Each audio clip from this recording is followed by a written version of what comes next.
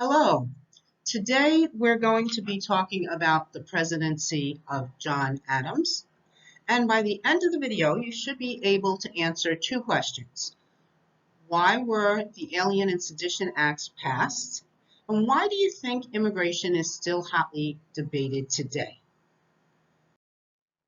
So it starts with the election of 1796, in which John Adams, who was a Federalist and believed in a strong central government, ran against Thomas Jefferson, who was a Democrat Republican and wanted the states to have more power.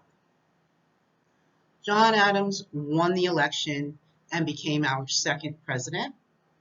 Jefferson became vice president. At the time that Adams became president, Britain and France were at war with each other. The United States was getting drawn into the conflict because our merchant ships were being intercepted in the Atlantic. So Adams sent delegates to France to meet with their foreign minister, Charles Talleyrand, to negotiate a deal. Once they arrived in France, rather than meeting with Talleyrand, there were three unnamed representatives from France that met with the American delegates. And their message was basically, if you want to meet with Talleyrand and negotiate a deal, no problem. We just need $250,000 and $100 million loan first. The Americans were not okay with this deal. Adams said, we will not pay bribes, and the slogan that came about was millions for defense, not 1 cent for tribute, meaning we'll go to war, but we will not pay a bribe. So the XYZ Affair caused Americans to believe that war with France may be imminent. And as an extension of that, they started to worry about having French spies here in America. A very nativist attitude prevailed for some Americans at that time. So Congress passed a series of laws known as the Alien and Sedition Acts. The Alien Act made it much more difficult to become a citizen. Instead of waiting 5 years, now you had to wait 14 years. And also immigrants could be arrested and deported very easily. The Sedition Act made it illegal to speak out against the president or Congress. So this was not well received by many people.